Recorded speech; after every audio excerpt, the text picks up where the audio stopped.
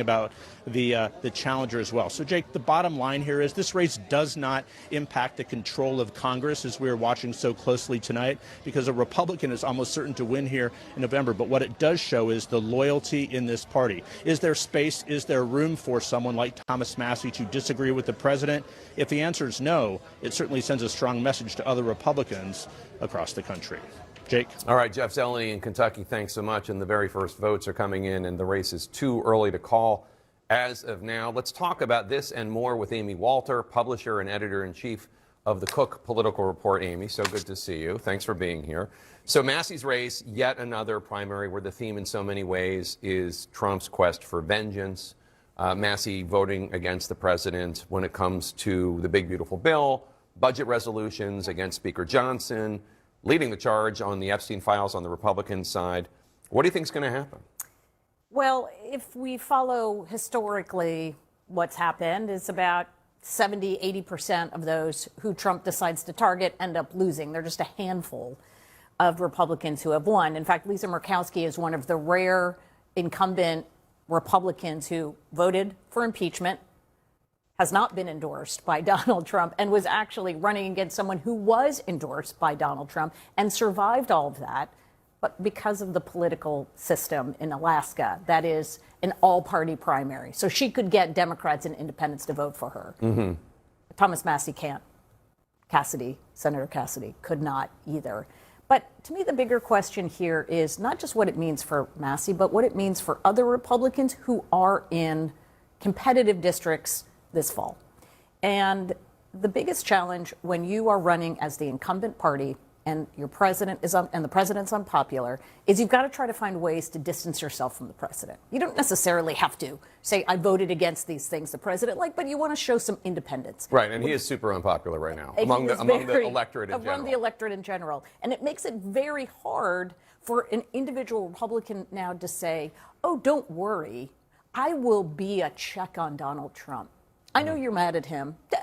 I can be that same check, because voters are going to be like, well, no, all the people who were the checks on Donald Trump from your party, he went after, and he is silencing them. Right. So it makes it more challenging. This was, just turning to this specific race in Kentucky's 4th, this was the most expensive primary race in the history of the country. Massie reported more than $5 million in spending last quarter, Gallman about $2.6 million, but that's not why everybody's talking about the cost. They're talking about the $33 million spent in the race overall. When you look at outside groups that got involved, according to the firm Ad Impact, a lot of those groups, groups that support Israel, groups that support Trump, trying to oust Massie. Why such historical interest? I mean, he's just a congressman from Kentucky. Right, there's one, he's one vote. Yeah. Now, obviously, with the House so closely divided, one vote matters a lot. But I think... But it's going to be a Republican seat no matter what. That's exactly right. But when you now get into a Congress that is basically mostly safe Republican and mostly safe Democratic seat. Because of who gerrymandering. Wins because of all of that and our partisan sorting and all of this. Who gets into a dark red or dark blue district matters more than ever. That's why you're seeing crypto groups and AI groups, AIPAC, others coming in primaries rather than spending all their money or waiting to spend their money until the fall, because they know at the end of the day, this seat is going to stay Republican. It doesn't really change the balance of power. But if we get someone in that seat who's going to be more willing to support us on AI or Israel, well, then that's a win. Also in Kentucky, the former state attorney general Daniel Cameron, who ran for governor against Andy Beshear, lost. He's running against Congressman Andy Barr to replace Senator Mitch McConnell as a Kentucky senator. Barr has been heavily touting the fact that he has the endorsement. Cameron is branding himself as an outsider. Do you think that Trump's coattails will be important there too? Yeah, that is really important. And remember, Cameron is somebody who was once part of the Mitch McConnell universe. Oh, yeah. Was seen as somebody who was going to be the heir apparent, which in another time, being seen as the heir apparent to Mitch McConnell might have been a really good thing in a Republican primary. Yeah, but then Trump started calling him Old Crow. And now being seen as the heir apparent is about as problematic as you can get. So I think Barr is certainly the favorite here. And the question now is, once he comes into the Senate, because this is a likely pickup or a hold for Republicans, Democrats don't have much of a shot at flipping the seat. How does he behave as a United States senator endorsed by Donald Trump? What Donald Trump would assume is that because Barr has gotten his endorsement, he will perform the way that Donald Trump would. I first met you in Philly back in 1992, and there are two races in Philly or the Philly suburbs that I'm watching, so I'm sure you are. One of them is in the race among Democrats to take on Congressman Fitzpatrick, who is one of the few Republicans who represents a district that Kamala Harris won, probably the most vulnerable Republican running for re-election, maybe, I mean, in the House. I think at least one of them. And the other one is the seat, an open seat in Philly itself, where the race is between a Democratic Socialist of America candidate and a more traditional. That's right. And a more traditional, I think he's the mayor's son, right? The former mayor's son, Sharif Street. Yep. What are you looking for in those races? Look, this is also, fun fact, the most Democratic district in America, this Philadelphia. The Philly district? Yes. Holy smokes. So this is not going to change the makeup of.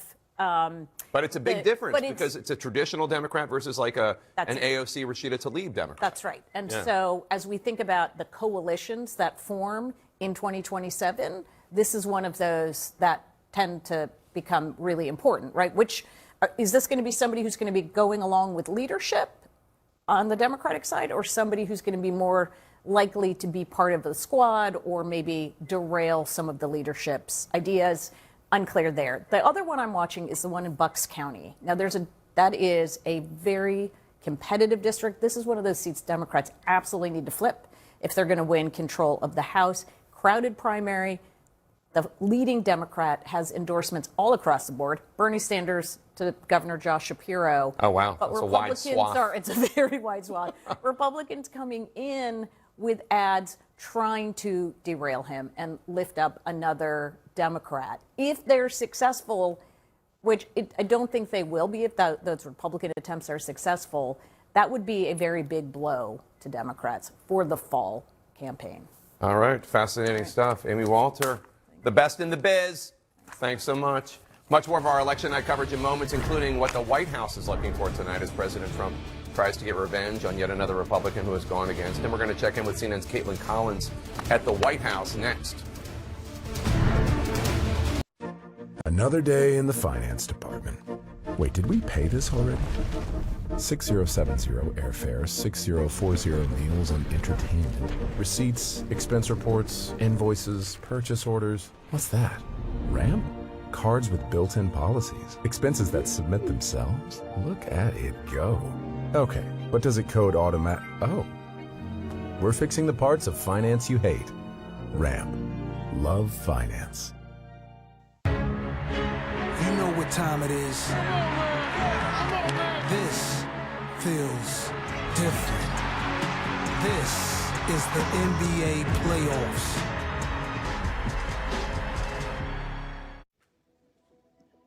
After my session and talking to my therapist and really feeling seen and heard for the first time, I just felt like a weight just was lifted off of my shoulders. And I felt like it was a good match from the first time we talked. I could tell people from lived experience that they should try therapy. I could really be myself again, and I have this continued support with BetterHelp. Wow, what is this place? Honey, you've never heard of The Real Real? It's the destination for authenticated luxury resale. They make it simple to sell what you have so you can shop what you really want. She's right, you know. I hear all the fashion people love resale. Can you believe my old owner paid retail for me when she could have just gone to The Real Real? Well, everyone makes mistakes. I used to date a belt, if you can believe it. Shop and sell with The Real Real, where the fashion speaks for itself. Get $25 off your first purchase. Terms apply. As teachers, taking care of ourselves is taking care of our students. AG1 gives me a little bit of kickstart to my day, and I know it's full of ingredients that help support my immune system. I've got a whole classroom counting on me. I don't want to miss a day. When you're juggling a lot, the way your day starts and ends, I believe really matters. And a restorative sleep environment is like kind of like a backstage pass to your best performance. A good night's sleep isn't just indulgent, it's essential, and especially as a mom. It preps you, it grounds you, it gives you clarity. And now I think of my bedroom as a recovery zone and not just a place to crash. Satva, unlock the superpower of restorative sleep. AG1 supports my immune defenses, kind of like a bodyguard, but on the inside. And you can't see them. Wait, how do I know they're even there? You guys working? Of course you are. No puedo creer que nos conocimos ayer. Es increíble, Ryan. Te quiero. ¿Qué? ¿Qué? Can you Spanish get him out of this? Let's see. Te quiero contar algo. Qué susto. ¿Y qué me querías contar? No sé. Get your Spanish in shape like Ryan, with just 10 minutes of Babbel a day. Babbel, it starts with a lesson. This is you, needing a therapist. And here's Headway, with over 65,000. Need a Spanish speaker who gets your quirky Chilean family? They're on Headway. An ADHD expert with New York vibes? They're on Headway. Someone who can treat your depression in person? They're all on Headway. Here are the therapists in your state, and the ones who take your insurance. And here's the one who will understand you. Start feeling better with Headway. CNN This Morning with Audie Cornish. Weekdays at 6 a.m. on CNN.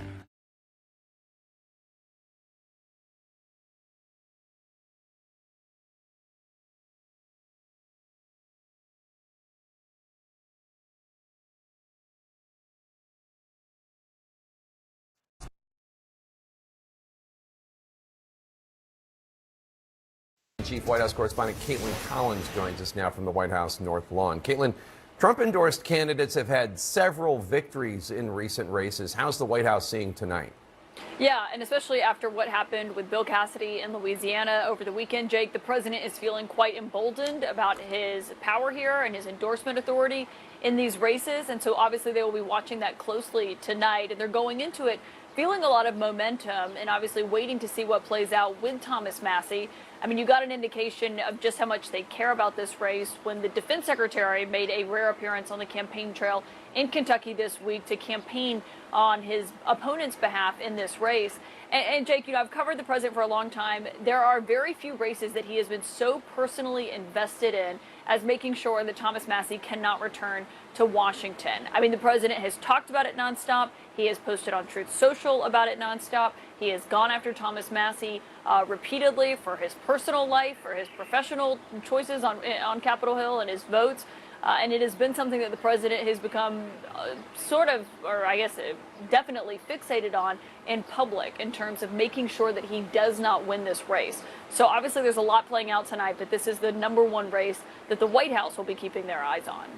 And Caitlin, you actually pressed Vice President Vance today about the creation of what they're calling the Anti-Weaponization Fund, $1.8 billion that anybody who's been, you know, quote unquote, faced weaponized justice can apply for. Yeah, Jake, I spoke with J.D. Vance 2 years ago before he was actually the vice president, before he had actually even been picked to be on the ticket with Donald Trump. And we talked about January 6 rioters and the defendants, and especially those who assaulted officers on that day. And so, you know, today we heard the president not decline and rule out the possibility that those who did assault police officers on January 6 could benefit from this taxpayer-funded creation from the Justice Department. It is also something that the acting attorney general did not rule out today on Capitol Hill. And so I asked the vice president today when he appeared in the briefing room if he wanted to rule it out. You previously told me that anyone who assaulted a police officer on January 6th should go to prison. So why not rule out giving them taxpayer-funded money? Well, Caitlin, what I said is we're going to look at everything case by case. But why not rule it out? Because, Caitlin, there are people who I don't know their individual circumstances, and I don't rule things out categorically when I know nothing about a person's individual circumstances. Jake, two things I'll note on that front is that we heard this answer a lot from Trump allies when the question of blanket pardons was coming up for those January 6 rioters. A lot of them said it would likely be on a case-by-case basis. As we saw it play out, the president pardoned virtually everyone who was convicted around January 6th on that day with very few exceptions. And also, Jake, when it comes to those who assaulted officers, you know as well as I do, as you've spoken to several of the officers who were there that day, a lot of it is on video of the people who did assault them and beat them up that day, and that is what helped secure their ultimate convictions in this case. All right, Caitlin Collins, thanks so much. Caitlin's going to have more coverage of tonight's elections on her show, The Source with Caitlin Collins. Her guests tonight include former Republican Senator Lamar Alexander of Tennessee. That's tonight at 9 Eastern, only on CNN. Out of all the races in Pennsylvania, there are a few congressional competitions we're paying special attention to. We're going to go live to Bucks County outside Philly next. There's something about this place. It's really our passion to share what we do with people like you. Vive la France! Eva Longoria, Searching for France, now streaming on the CNN app. Fighting through forms for new car insurance rates can take forever. You can count on Credit Karma to speed things up, because Credit Karma shows you personalized rates from top providers without the extra legwork, so you can get to the coverage you need ASAP. Download Intuit Credit Karma to get started.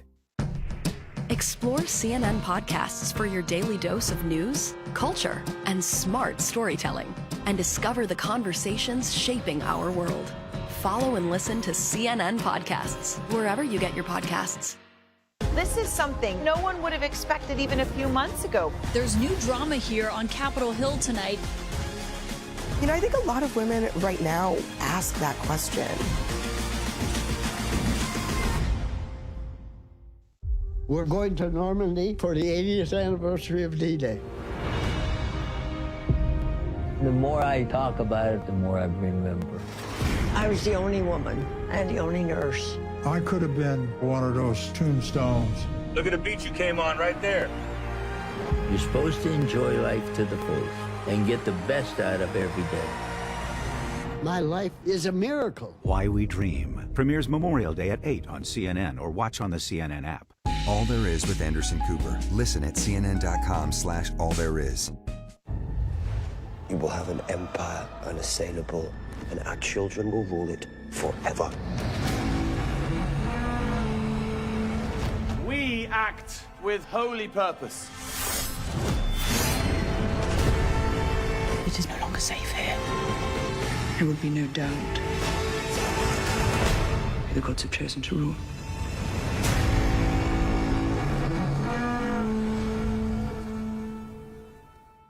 Here's what you can find out front, direct and raw.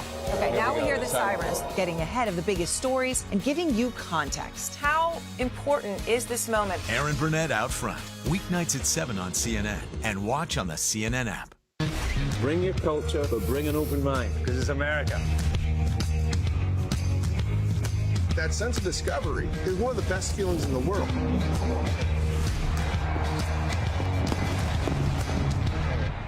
Tonight on 360. The stories that matter. Anderson Cooper 360. Weeknights at 8 on CNN. Caitlin Collins is your DC source, bringing you unprecedented access to the White House, Capitol Hill, and beyond. For in-depth political coverage and analysis, watch The Source, weeknights at 9 on CNN and watch on the CNN app. CNN nominated for 32 News and Documentary Emmy Awards, celebrating outstanding journalism, breaking news, and in-depth investigations. This is CNN. The Situation Room, weekday mornings at 10 on CNN and watch on the CNN app. The Arena with Casey Hunt, weekdays at 4 on CNN and watch on the CNN app. Watch for primary election results all night, tonight on CNN and the CNN app.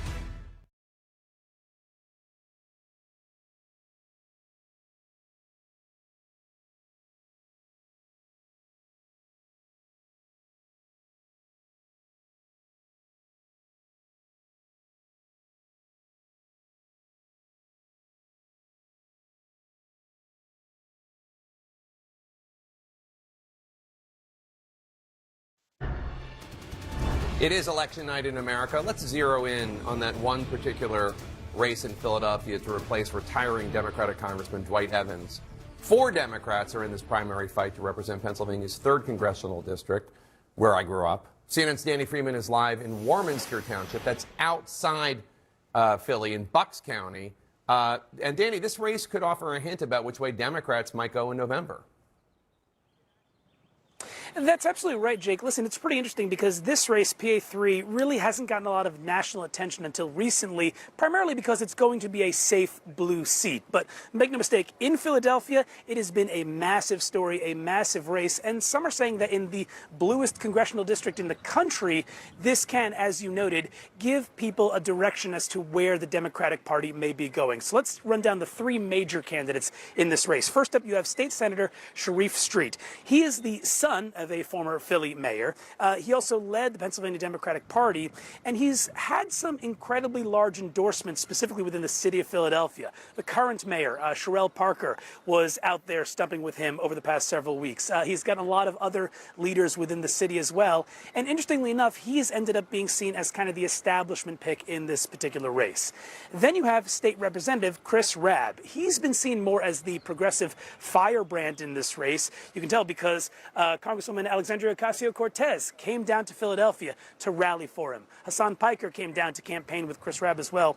Interestingly enough, the Philadelphia Inquirer editorial board also endorsed State Rep Rabb, basically arguing that for this specific district, he would be the best candidate to take a fight to President Donald Trump, in essence. And then you have Dr. Ayla Stanford, Jake, and she's kind of the outsider in this race in a sense, but she is incredibly well known in the Philadelphia region. She's a pediatric surgeon, and she became well known because during the COVID-19 pandemic, she really led a massive initiative to get health care and vaccines for a lot of black residents in Philadelphia. And Jake, perhaps most crucially for her, she got the endorsement of that retiring Congressman Dwight Evans almost right away. So it's a very interesting race playing out in Philadelphia. As I said, it's going to be a safe blue seat, but whichever one of those candidates wins tonight really could shape where this crucially blue district ends up going in the future. The last thing I'll note, Jake, you said I'm in Bucks County. I'm here at a Shapiro event. His name's on the ballot tonight, though he's running uncontested. But I'm going to be looking for this evening at this event which candidates that Governor Shapiro, through his energy, through his endorsements behind, really do well tonight, because that could be a sign of what may be to come in November in the Commonwealth, Jake. That's right, and more widely in the Commonwealth, there are all sorts of battleground districts that we'll be watching come November. Exactly. Danny Freeman, thanks so much. The first votes are coming in from the Commonwealth of Kentucky, and we're going to get an update from John King at his very magic wall next.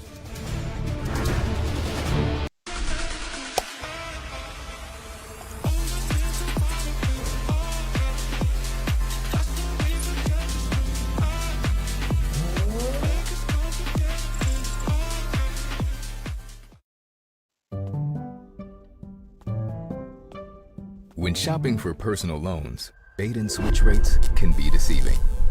You can count on Credit Karma to help you find more accurate rates, because Credit Karma uses your credit profile to show you real offers with clear terms without hurting your credit scores. No smoke, no mirrors, just personalized rates. Download Intuit Credit Karma to get started. In a divided America, Where do I fit? You tell me, ask your party. Abby Phillip brings all sides to the table. I hear what you're saying Trump believes in, but do you think it's a good idea? Newsnight with Abby Phillip, weeknights at 10 on CNN and watch on the CNN app. It's been a crazy 4-year journey. Doesn't get much bigger than playing in a World Cup on home soil. 1, 2, 3. Against the world. 30 seconds. Wake up. Breaking overnight. Catch up. New details and more questions. Start your mornings here. This is a pivotal week. CNN News Central. Weekdays at 7 a.m. on CNN and watch at 8 on the CNN app.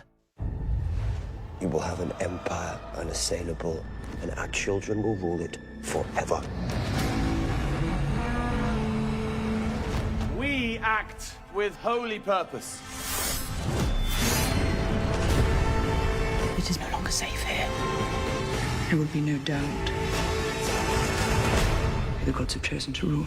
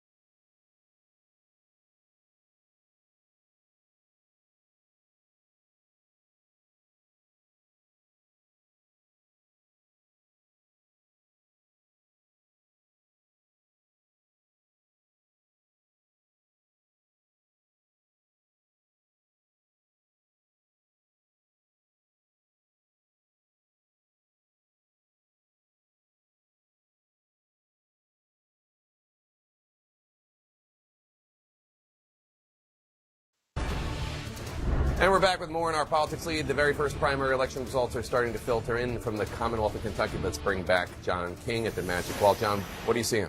Early results, Jake. This is the Commonwealth of Kentucky right here. You see the other states in gray. They're having primaries tonight. These are House Republican primaries we're looking at right now because we're focused on this race right here. You see there's several across the state of Kentucky, but this is the one that is in play tonight. This is because the incumbent, Republican Libertarian Thomas Massie, arch nemesis of Donald J. Trump, at least in Donald J. Trump's view, is currently losing his primary. You see it's about a 10-point race right now. Now we only have about 4% of the vote in, so we have a long way to go. Ed Gowron, former Navy SEAL, endorsed by President Trump. Pete Hegseth, the Secretary of Defense, made an unusual trip to campaign for him just in the final days of the campaign. This is the district up here. Follow the lines here. These are other districts down below. But this district here, from the Louisville suburbs, the Cincinnati suburbs, out here to this rural swath out here, we're waiting for a lot more results. You see all the gray, so we're waiting. But let's just show where we are getting results. These are key counties up here. Now, about 16% of the vote in. I say these are key counties because the biggest population centers in this sprawling district are the Cincinnati. You see Cincinnati, Ohio here. This is where the airport is, Covington, if you fly into Cincinnati. So this is Kenton County. These counties here and right in the Louisville area, those are the most populous counties. So if Tom Massie's going to hold on to his seat, he needs to run it up here. And in this county at the moment, he's behind by 10 points there. So if you look at these very, very, very early results, the challenger is doing well, but I just want to caution it's only 16% there, and we're coming in with the rest of the district. As I noted, you go down here to Louisville, this is where you get more of a population center. Down here in Oldham County, we still have nothing in. So you look first, obviously, we're doing math here. Where do the most people live? Where are you going to get the biggest math? And then you stretch it out to these rural areas, including down here. You're looking down here. These are counties where President Trump routinely gets 70, sometimes 80% plus of the vote. And you see at the moment in these rural counties, remember, Trump has made this a mega loyalty test. And his challenger at the moment, again, it's only 1%, so let's wait and watch it play out. But getting 67% there if you round it up. Come over here to the other end of the district, 60% here if you look at it. So at the moment, the challenger looks strong, but I just want to caution we're at 4% of the vote. And I want to say we're going to watch up here. These are where most of the people live, and right here. And then a key test will be if you come out here. This here is Lewis County. This is where Thomas Massie calls home. He was a local judge here in the county before he came to Congress in 2012. So this is his home county. It's a Republican county by 74 points. It's a Republican county, Jake, where Donald Trump got 87% in 2024. It's Thomas Massie's home. So most of this, in terms of the math, the people will play out in the suburbs, but this is Tom Massie's home. Let's see if he can hold it when the President of the United States is the guy saying vote for the opponent. All right, John King, thanks so much. President Trump continued his attacks on Massie at the White House earlier today. Thomas Massie's a terrible congressman. He's been a terrible congressman from day one. Dealing with him is just horrible. I don't think he's a Republican. I think he's actually a Democrat. In the final hours of campaigning, Massie says he is unfazed by the attacks. They're panicked because the president's done 11 posts about this race in the last 72 hours, and they sent the Secretary of War. Their polling shows the same thing as mine. We're probably going to pull this off. My panel's here. David Urban, do you think Massie's going to pull it? I don't know. I mean, he sounds pretty confident. Doesn't sound like he's dead man walking there. And I think that, look, as John said, it depends on what happens in a lot of these counties. Thomas Massie goes home every weekend. He, flies flags for the Boy Scouts, get grandmas their Social Security checks, good on constituent services. That goes a long, long way. As you know, most people don't care about what your foreign policy is when you're a congressman. They care about what you're doing for them. And Thomas Massie has delivered for his constituents time and time again. Now, he's run races where he's been up against, in a primary before, but never to this extent. And Donald Trump is basically like, 100% in Republican primaries. If he's coming for you, it's like, that scene in Monty Python, I'm not dead yet. And right. He's like, oh, you're dead. You're going in the cart, buddy. Massey may be saying I'm not dead yet, but the cart is there. And Trump is pretty formidable in these primaries. He went after Cassidy. Cassidy lost. He went after those Indiana state senators. 5 out of 7 of them lost. I mean, Trump has a pretty good record when it comes to taking on his rivals or whatever you want to call them. As they say in cards, he has the whip hand, right? So he can go in, I think, for Democrats, even if Massie were to survive tonight, it doesn't really tell you that much about the Republican Party. It probably tells you more about Thomas Massie's political skills at home, as David was sort of referencing, than it does about Donald Trump's grip on the Republican Party. MAGA controls the Republican Party, and Donald Trump controls MAGA. That is where we are. The question is, though, what happens in a general election and whether or not that kind of influence really matters in a general election. And I'm also curious to see in Kentucky what this might mean. Bashir, the governor, wants to run for president. Maybe this says there are some Republicans in Kentucky that don't quite fit the general mode of the rest of the country. Sure. And maybe Bashir has a way to communicate with those people if he runs for president that we should all be paying attention to. Not to mention Rand Paul, who's also something of an iconoclast in his party. So let's turn to Georgia for a second. In the state's Republican Senate primary, you're looking at how some of the candidates, let's put it up if we can, see Ossoff as an opponent, essentially saying this is not going to be an easy fight. David, Trump stayed on the sidelines and did not endorse in the race among Republicans to take on John Ossoff. Will he regret that decision, do you think? Yeah, listen, John Ossoff's a tough candidate, right? It's not an easy, Georgia's not an easy state. Quick Political Report has it, I think, leans Democratic, which is something for Georgia. It's not an easy state. Listen, Dooley, maybe you get, the best candidate, right, didn't run. Governor Kemp is the guy who would have been over, right? Well, maybe. I was Max Cleland's communications director down there 20 years ago, so I spent some time down in the state, and I talked to people on the phone down there today. One of the things they pointed out is that Kemp's candidates are all losing in the state, the ones that he endorsed. So Kemp may not also be able to do the same kind of damage there as he used to before because Trump doesn't really like him. At the same time, the Democrats were hoping to get about 100,000 early vote lead. They got 150,000 is what they're telling me. So they think that they got the surge that's coming out of the Democratic primary. They may actually get 2 state Supreme Court seats today that get decided. They're nonpartisan seats. The Democrats might win that. That's a huge deal for Democrats in the state who really haven't been winning statewide since 2006. Yeah, Georgia's definitely a purple state at best, right? I mean, it's not. It's become that just in the last few years. Yeah. I mean, it's pretty amazing. Turning back to another purple state, Pennsylvania, and there's this House race in the 3rd congressional district. It's pitted 4 Democrats against each other. And you can see Sharif Street on the right there. That's the son of the former mayor, Alice Stanford. She's a pediatrician. Chris Rabb, he's the one, Chris Rabb, rather, he's the one endorsed by the Democratic Socialists, AOC, and the like. He's the more, he's the leftist of them all, to use an adjective. And I wonder, where do you see the Democratic Party going, Jamal? Well, I think the Democrats should be paying a lot of attention to this. I live in New Jersey these days, and Analia Mejia, she was able to win that seat. Nobody saw her coming. You saw Mamdani in New York. He was able to win that mayor's race. There's something happening on the left side of the Democratic Party that the people in the center of the Democratic Party should be paying attention to. I think these candidates have a lot of sway. And the question is going to be, will the Democrats have a mainstream Democrat, a progressive who can win in a broader part of the electorate going into 2028?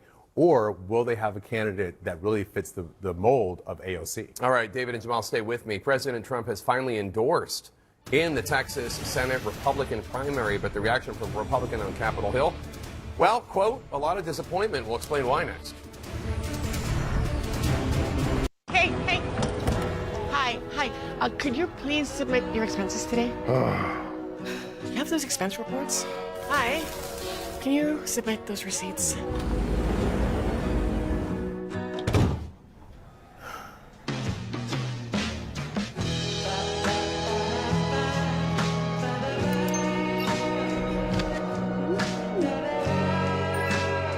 Never chase a receipt again. RAM. Love finance. There's so much bad information. The really good information gets drowned. How often do you go in this? Daily. Kara Swisher Wants to Live Forever. Now streaming on the CNN app.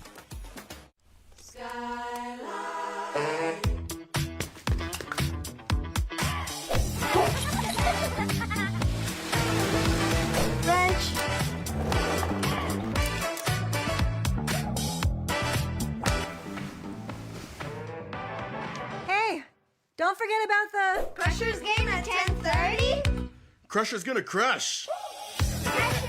Shop now at myskylight.com with 4 months free returns guaranteed. Remember what it felt like to be a little kid? Stores were playgrounds, and your mom's shoe closet was a world of characters waiting to be stepped into. And then one day, poof, things got serious. Listen, we get it. Sometimes you have to be an adult. But we believe that kid is in all of us still.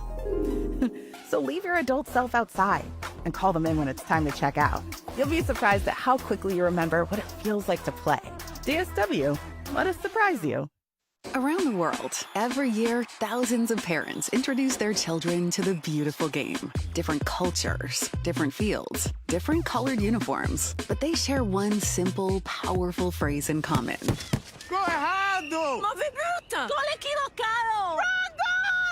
To us, it may be the beautiful game, but to them, it's just a game. The new Carter's and Umbro Soccer Collection, available in store and online at carters.com. Now kick one the other way.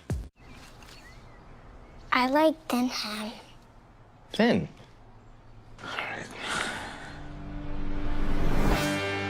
Big sliced, honey sweet.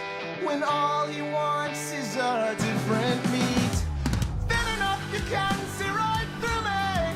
I wanna make the sandwich of your dreams.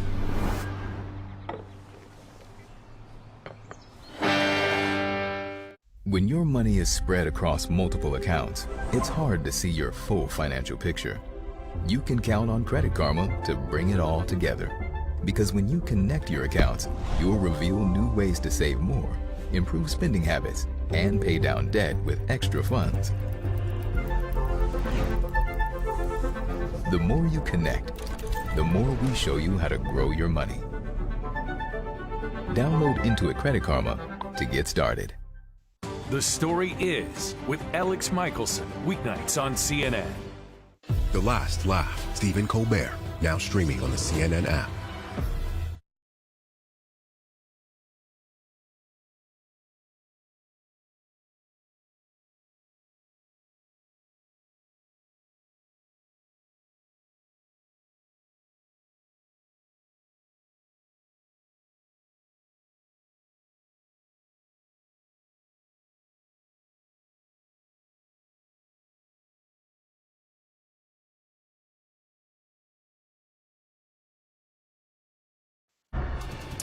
We're sticking with our politics lead. Finally, just 1 week before voters cast their ballot, the president made his long-awaited pick in the Texas Republican Senate primary runoff between controversial Attorney General Ken Paxton and incumbent Senator John Cornyn. Trump announcing on Truth Social earlier today, Ken is a true MAGA warrior who has always delivered for Texas and will continue to do so in the United States Senate. Vice President Vance was asked earlier today why Trump passed over the establishment incumbent Senator John Cornyn at today's press conference. I've known John Cornyn for a long time, but unfortunately, you know, when it really counted, Ken Paxton was there for the country, was there for the president, and that's why he ultimately earned the president's endorsement. He thinks he's going to be a better senator, thinks he's going to make a better candidate. What is he talking about, David? Is he talking about the fact that Ken Paxton filed that crazy lawsuit trying to disenfranchise Pennsylvanians like our ancestors? Yeah, look, I'm not quite sure. There's obviously some consternation on Capitol Hill. Oh yeah, let me read some quotes while you mention it. Senator Susan Collins, Republican of Maine. It's the president's call, but she's disappointed. Senator Lisa Murkowski asked, "How is this going to help us?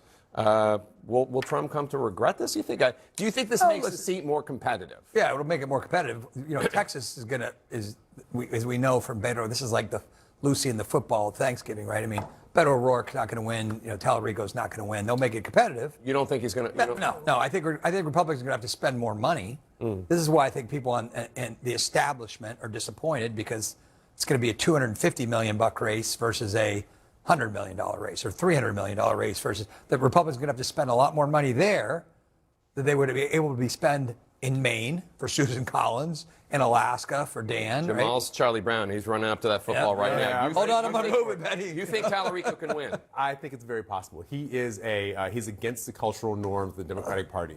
And so people who might not necessarily vote for normal Democrats might vote for somebody who talks about his policies based in his faith. I've thought for a long time white Democrats need to learn how to talk to white people on Monday the way they talk to black people on Sunday, which is rooted in values, which is talking about what they really mean, what's in their hearts. And that's the kind of campaign and campaigner Tallarico is. It might work in a year when you have a surge. And I think if you can count them out if you want to, but those of us who've seen some of these big midterm switches, people get picked up in a surge. But David, this is what Republicans have been watching, because Tallarico won And it was honestly, against Jasmine Cracker, it wasn't that nasty a race. Yeah. It really wasn't for a race like that, as competitive. But this is what Republicans in Texas, well, all Texans have been seeing on their television screens about Cornyn and about Paxton. Oh, I no, mean, I know they've been just watch it. saying I love it's- negative ads. Look at these unrepentant eyes. Two predators charged with sex crimes against children. They face life in prison, but Ken Paxton cut deals for them both. No prison time, no sex offender registry. Look at these unrepentant eyes. 1984, big hair, purple rain, the Macintosh, and a Reagan landslide. And that's when John Cornyn was first elected to office, and he's been attacking our values ever since. I mean, I fondly remember 1984, so I'm not. I mean, that turns the worm a little bit, like to see Republicans. Yeah, but people attacking listen. each other about these sort of Willie Horton style. Listen, I think there's much too about nothing. It's Texas. It is a state that is red with a little bit of a blueberry in the middle there with Austin. I don't disagree that it's a Republican state, but you know who's been some of the most brutal critics of Ken Paxton is the National Republican Senatorial Committee. Because they're going to have to spend another 150, 200 million bucks. Brutal ads, but here's one, which was they put after Ken Paxton's then wife filed for divorce. Quote, what Ken Paxton has put his family through is truly repulsive and disgusting. No one should have to endure what Angela Paxton has, and we pray for her as she chooses to stand up for herself and her family during this difficult time. That's from the National Republican Senatorial Committee. I think they're trying to avoid having to spend a lot of money in a race against But I'm just saying that statement doesn't disappear come primary day. I mean, Talarico's going to put that in ads. He'll put it in ads, and it was a nasty primary. Everyone will link arms. Everyone will sing "Kumbaya."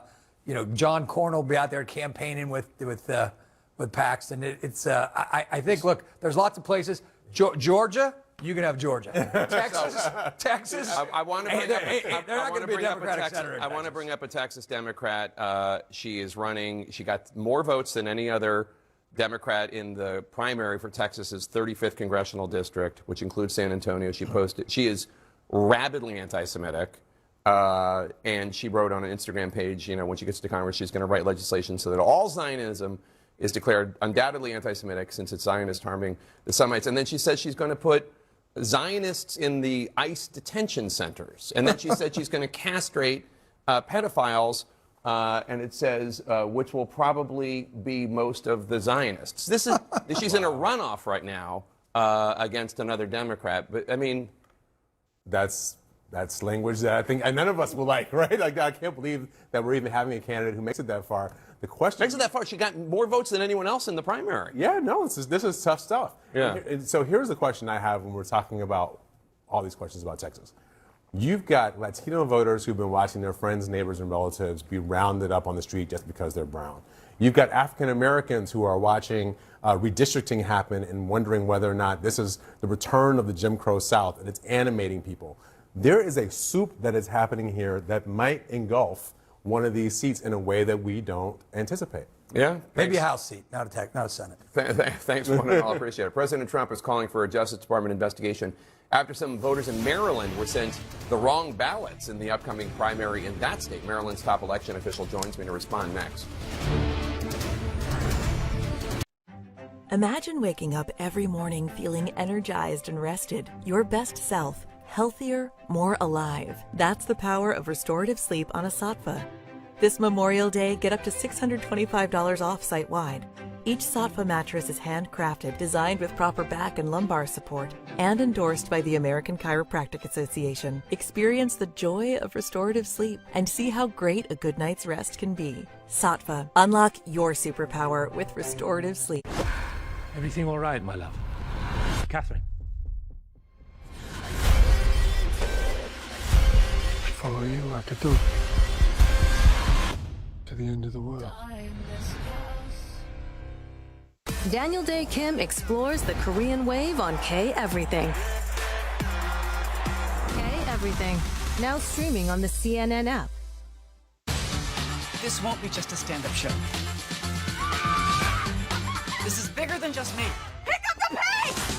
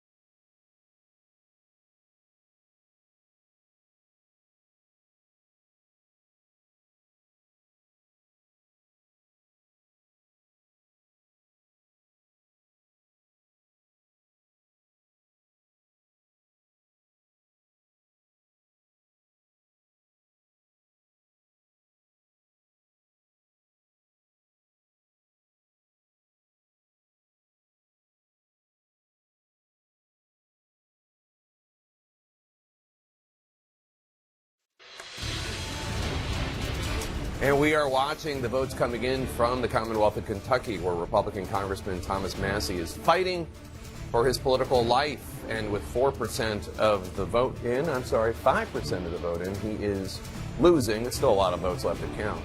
But Ed Galrin, the Trump-endorsed challenger, is ahead, 54.6% to Thomas Massie's 45.4%. But that's only a 585 vote advantage by Ed Galrin at this stage. We're going to bring you updates all night in this race and others. Continuing with our politics lead, primaries in Maryland are still 5 weeks away, but election officials are coping with a huge headache right now. About 500,000 voters requested mail-in ballots. Some, officials say it may be a very small number, some were sent ballots for the wrong party in the primary for governor, where incumbent Democrat Wes Moore is seeking a second term. But even though most voters may have received the correct ballot, all 500,000 voters are getting replacement ballots. Guess who noticed? 500,000 ballots, illegal ballots were sent out, and they were totally fraudulent. And then they said, oh, we'll pull them back. Well, they didn't pull them back. And they have 500,000 new ballots go. So what happens to the original? Are they going to come in, and are they going to come in and infect our system? We're joined now by Maryland's top election official, Jared DeMarinis. First, explain what happened, and did Democrats get Republican ballots or the other way around? So, yes, basically, it was a small number of voters that received the wrong party ballot. Most voters actually received the correct party ballot. When we were going through this with the vendor, the coding at the end there was dropped off. So that's why some individuals got the wrong party ballot. But what's the number of individuals that got the wrong ballot? And was it Democrats getting Republican ballots or Republicans getting Democratic ballots? So some Democrats got Republican ballots, Republicans got Democratic ballots. And since my mail-in vendor could not accurately identify who received what ballot due to the coding issue, therefore, the only course of action to ensure the integrity and security of the mail-in voting was to send all the voters who had requested a mail-in ballot by mail a replacement ballot. Right, so that's now 500,000. So how many got the wrong ballot of the 500,000? We cannot determine that number accurately. That's the problem. Because if we had that number accurately and we knew who was the ones that received the wrong ballots, then we would be sending only those individuals the correct ballots and the correct replacement ballots. How do you know it's a small number then? We cannot, because just the simple numbers of math here. At most, if you look at it, basically there is a more majority of one party over another party, and if you just cross-populate the ballot styles themselves, then it's just that individual number. So we know, based upon that, there was never the ballots themselves were not the wrong district. So everyone got the right district ballot. They just didn't. Some of them did not get the right party ballot for a primary election. So what happens if people mail the incorrect ballot or both ballots if they got two? So we want them to vote the replacement ballot. That's, we're mailing them the correct ballot that we can identify that it was, to the correct individuals. And those individuals now will have the replacement ballot. We have done a massive outreach campaign to all those individuals that were affected and that are going to receive a replacement ballot. They're getting a postcard. They've received an email. And if we had their text number, we would give them texts as well. Right now, if we have protocols in place so that only one ballot will be counted, and that is the replacement ballot. Because, basically we have longstanding policies in mail-in voting. If a person, in the past, if they had, spoiled their ballot, spilled coffee on their ballot, the dog ate their ballot and had called us up for a replacement ballot, we would issue them a replacement ballot and have, security measures in place for that to notify which ballot is the correct ballot in the system when it's been received. So none of the ballots, the original ballots mailed out, none of those will count. If somebody fills it out and mails it in, it will not count. Does that mean that the elections board will then call the people or email the people that sent in the wrong ballots, those first ones they got, and say, hey, that's not the right one, you need to mail in the second one? We're notifying those that have already sent in those ballots to vote the replacement ballot, because the replacement ballot is the one that is the current active ballot that they should be voting, and that is important. And we have issued statements about that. It's distinguishable from the original ballot.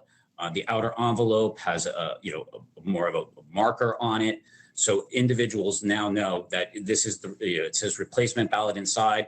All that is, we're taking every protocol and security measures to ensure the integrity of mail-in voting. Jared and this is not something that I take lightly. Yeah, Jared DeMarinis, thank you so much. Appreciate your time. Thank you. Thanks for watching. Aaron Burnett Up Front starts right now.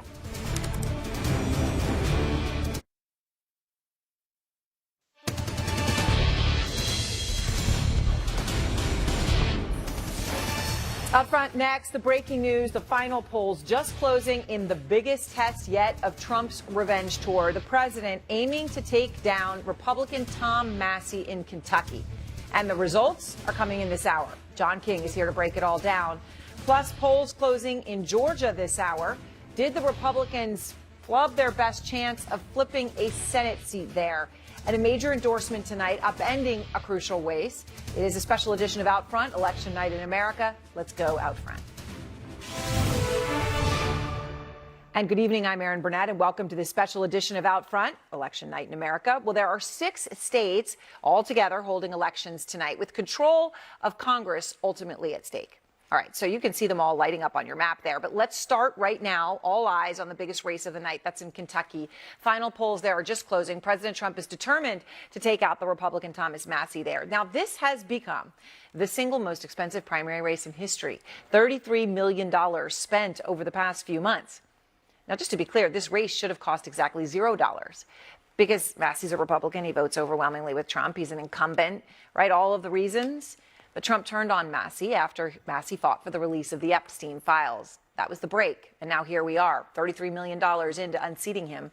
The first results from that crucial race are just starting to come in as polls are all closed. So we're bringing this to you as we get it. As you can see right now, these are just results coming in here all in. You can see right now you're just under 7,300 or 400 or so votes. So we're just starting to get early results right now. Thomas Massey is down, but this is so early on, 6% reporting. Can't read anything into it right now, but we'll see in these next few moments if we are able to make a call as those numbers come in.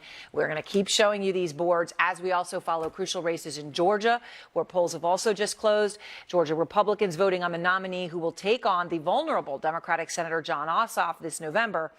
Now, this is crucial for Democrats. They have to hold on to the seat if they want to win the Senate.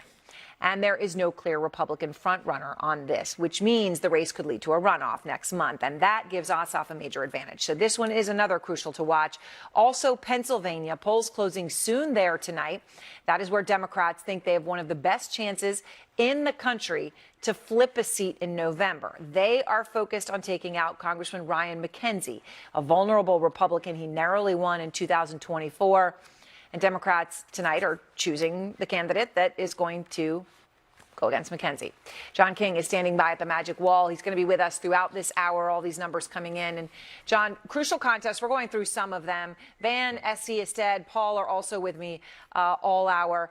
And we also have Jeff Zeleny with us as well out front at Massey headquarters in Hebron, Kentucky. So let's start with you on the ground because numbers are starting to come in so early, 6% reporting. But what are you learning there? What is the feel in that room that's for Thomas Massey? Well, Aaron, as you can see, supporters of Congressman Massey have started filling this room, and it's going to be a party. But what kind of party, of course, we do not know until more votes come in. I mean, this has been an extraordinary campaign, a bruising campaign. But when you think about the $32 million, we talk about money in politics a lot. This is extraordinary. This is the kind of thing where voters were voting today, telling me they would get 6 to 8 pieces of mail from the campaign every single day. in their mailbox. They just hear and see so many ads. So the reality is, how does that sort of affect voters' minds? There's a sense of exhaustion, there's no doubt about it, but it's also clear that President Trump wants to make Massey part of this retribution. Massey told me last evening, he said, look, I should not be on this retribution tour. I did not vote to impeach you. I can tell you, though, talking to voters today all day long, they had their own issues in mind while they were making their choices, and President Trump was not always guiding them. I like Massey. I know, there's a lot of pressure to vote for Ed, but I don't know, man. I feel like Massey is more for the Constitution, so that's what I'm going with. I support the president, but I would have voted for Ed Gallran either way because of his policies. Why did you vote for Thomas Massey? Voted because he's pretty much he's on the Republican side, so he does have a conservative mindset, but he's not as far-leaning right as the Trump politics, and basically voting against Trump, honestly. And President Trump, of course, was fixated on this all day long at the White House, talking again about Thomas Massey. He said he is a Democrat. Well, of course, that is not true. He's a Republican. But I did run into several Democrats here who said they would be happy to vote for him if they could, to send Trump a message, but they cannot. This is a closed Republican primary. Only Republican registered voters that had to be registered at the end of last year as Republicans could vote in this race. That is a very important thing to keep in mind here as we watch these votes come in. So basically, it is going to boil down, after all of these millions and millions of dollars, to the loyalty toward President Trump and people deciding if they still want to follow him or follow their own congressman who they've sent back to office 7 consecutive times. Aaron? It's incredible, right? A true incumbent. All right, thank you very much, Jeff Zeleny. And we'll be going back to Jeff, of course, as these numbers come in through this hour. Let's go to John King now at the Magic Wall out front. And John, the last polls in Kentucky are closed, right? So now the numbers are in. It's when we're going to be able to make a call here. And Congressman Thomas Massey is in the fight of his life. And the fight is against Donald Trump. I mean, what are you seeing? He's in the fight of his life against the Republican president of the United States, and a man, Aaron, who has proven, I'm just going to take this out because I'm getting a little mixed minus, a man who has proven just this weekend in Louisiana when Senator Bill Cassidy lost his job. A few weeks ago back in Indiana when 5 of the 7 state senators he targeted lost their jobs in Republican primaries. So here's what's happening right here with Thomas Massey. I'm going to trust that maybe this is fixed and put it back in. We're at 7% right now, so we have a long way to go, Aaron. But where are we looking for? Where are we looking here in the key areas here? Number one, right here, 3 counties right here, just south of Cincinnati. These are Cincinnati suburbs, essentially, Cincinnati, Ohio suburbs in northern Kentucky. Then over here, just northeast of Louisville. These are the most populous counties in the state, so we do this every election night. Where's the math? Where can you get the most votes? That's what's going to happen there. So we'll watch that play out there. Then another big thing we'll look at is out here, and I'll break this one down in a minute. This is Lewis County. This is where Tom Massey served as a county judge before he came to Congress. It's also a county where Donald Trump in 2024, Aaron, got 87% of the vote. So there's your rural test out here in Trump. This is more of your suburban test right here. I just want to go back and see, let's just blank this out and take a look. Again, you come here. We have no votes out here right now. If Tom Massey loses his home county, could he win the district?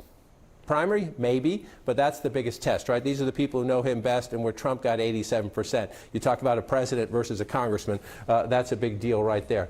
And if you want to come in here, let's see where we do have votes in the Cincinnati suburbs. It's 23%. We have a ways to go. If I'm in the Massey campaign headquarters, though, this does trouble me because this is where you need to win. This is, number one, the most populated area. Number two, these are more affluent, especially up close, the close-in suburbs here, more rural down here. But if you're the close-in suburbs, they're more affluent, suburban Ohio, outside of Cincinnati. Yes, they vote for Donald Trump in a general election, but you know this as well as I do, Aaron. These are some of the voters who really don't like how Donald Trump does his business, who don't like Trump on some character issues. They might like his tax policies, they might like other policies, but they don't really like how he conducts himself. Those are the kind of voters Tom Massey needs, that voters who would say, you know what, we like that he stands up to Trump every now and then. We like that he's a little different. We like that he's not afraid to be an individual. First votes have just come in over here in Boone County, and again, 36%. The challenger is ahead in a place where Tom Massey needs to win because that's where the most people live. We're not done. They could be from down here. I can't do precinct level at the Magic Wall, so they could be from the more rural areas down here. So we have to wait to see as it fills up. But you got 36% there 23% there. That does not look good if you are. And then let's go over here. Again, I said the northeast Louisville suburbs, only 2%, but the challenger on top there as well. So the early look, Aaron, in the magic wall, as you start to fill in the numbers, is not good. I want to emphasize the early part. Early. But you're looking at this right now. What we need to see here is out here. This is a small county down here. I just tap on it to check on it, where 24% of the vote in. Spencer County, much more rural, much more Trumpy. The question is pretty simple. Are MAGA voters following Trump, or are MAGA voters trusting their local congressman? At the moment, here, you would see that MAGA voters are listening to the president who says it's time for a new voice. But we still have a ways to go. The early results, though, don't look great for Mr. Massey, but that's why we count. And, well, right. And I mean, I guess when you're talking about where Massey would need to make the inroads, I mean, you're talking about where the math is, right? And we don't know, to your point, whether it's at the southern end, the precinct level, the northern end of where those results are coming in, but those troubling areas. Right there is the most populous centers. And so, this is what you do, right? And so when you're in the live setting like this, you're just trying to see, you keep checking in, right? 23%. 36%. But if you leave it out here, if the big number, the overall district number will change if you start to see more coming in. And again, it's only 13%, but this is, everybody watches, everyone has a sport, right? Everyone has something they're interested in. You don't want to be down 14. It's the early innings, first quarter, however you want to describe it, whatever sport you like or play. You never want to be behind. You certainly don't want to be behind by that, but there's a lot left to go. All right. John King, thank you very much. So we're going to be going back to John King as we get more. Everyone's here with me. Essie, you look at those numbers, and it's early. So we just don't know. Your overall number is 6%, but there are certain areas where he needs to, even if in his home county, he does better than expected, right? Trump won that by 87%, right? You got to run it up in the population centers. Yeah, I'm not in the prediction business anymore, but Massey's got an uphill battle only because Trump's been on him for all year. It's a little different than the Texas race, where Trump literally waited till today to make an endorsement between the two Republicans running in that primary for Senate. Trump's been all over Tom Massey. Trump's been making Tom Massey a target. He's been making him a household name at a time when Tom Massey should be the incumbent. Trump is also forcing Republicans to spend a ton of money. But I heard one strategist say, well, Gallrein has Trump, Massey has incumbency. These are two competing forces. We'll have to see which wins out. Trump's been kind of on a roll when it comes to his throwing his weight around in these primaries. So I think Tom Massey's against the wall tonight, but we'll see. Look, this is the pettiest president in the history of presidency. Why are we even doing this? The reason we're doing this is because Donald Trump can't have a single person in his party disagree with him on anything. So you have somebody who is as red a Republican as can possibly be. He made one mistake. He says, I think the Epstein files should be taken seriously. And for that, that is the reason. Right, That's it. That's literally right. People talk about the big, beautiful bill in the Iran war, but Trump had turned on him long before that. Epstein, it was Epstein. And so this is literally, he is petty white. He is petty wop. He is the most petty president in the history of presidencies to take this guy out over something like this. $33 million. Yeah, he's also winning. I mean, he's on a roll. I think that's right. What Essie said is right. I mean, he won in Indiana. He punished Cassidy, and now he wants to make the best example possible of Massey, flex his strength, show he's got total control over the Republican Party. And I think it's also just a sad day for America, because as we look at these primaries, so many of them are closed. 3.5 or so million independents are completely blocked out of this process. They have no vote. So this whole game is stacked toward Trump because independents can't vote. People can't register late and vote. More people identify as independents than Republicans or Democrats, honestly, right? So it's amazing. But go ahead, Estad. I mean, I just think when a lot of people ask themselves, why hasn't Trump's declining poll numbers resulted in a loss of political power or a loss of hold on the Republican Party? It's because of nights like tonight. The closed primary system gives Donald Trump more power, and he, over the course of not just this term, but the term before, has successfully used that power to transform the Republican Party. We can talk about the recent examples. We can talk about the Republicans who voted against him in January 6th, Jeff Flake and all those in the past. He's done this consistently to retrain the party in his image. But it's not just Massey's opposition against Trump that's made this so expensive. I mean, the top House primaries that are most expensive ever are this one, Jamal Bowman in New York, Cori Bush in Missouri. Those are all people who spoke out against AIPAC funding. That's also a huge issue in this race, even beyond the question of Donald Trump. And so I think we should see this as an answer sometimes to people ask, is this a cult of personality, or is MAGA something that's based off of kind of America First ideals? Massey embodies those America First ideals, and that's not enough, because following Donald Trump in lockstep is the only litmus test that matters. Well, Massey has said, obviously, he's been unafraid to take on Trump on these issues. So I'm not saying that he's trying to dodge taking on Trump. But you mentioned AIPAC, of course, American Israeli Super PAC, Israeli. And today, Massey said many people are smart enough to understand that this is Israel trying to buy an election. He said this on Fox News. Miriam Adelson has spent so much money on my election, they're going to have to scale down that ballroom that she was paying for. And she was born in Israel. That's the rhetoric today from Massey. This is an experiment that people like Massey and Tucker Carlson and Megyn Kelly, they're trying this out.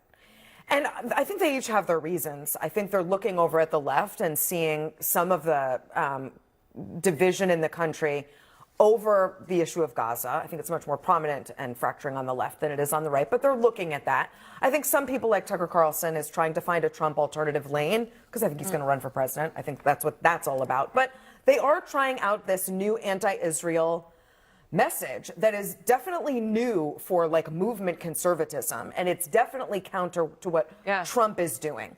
I don't know that that will be as successful as it has been on the left for progressives. They found a real home and constituency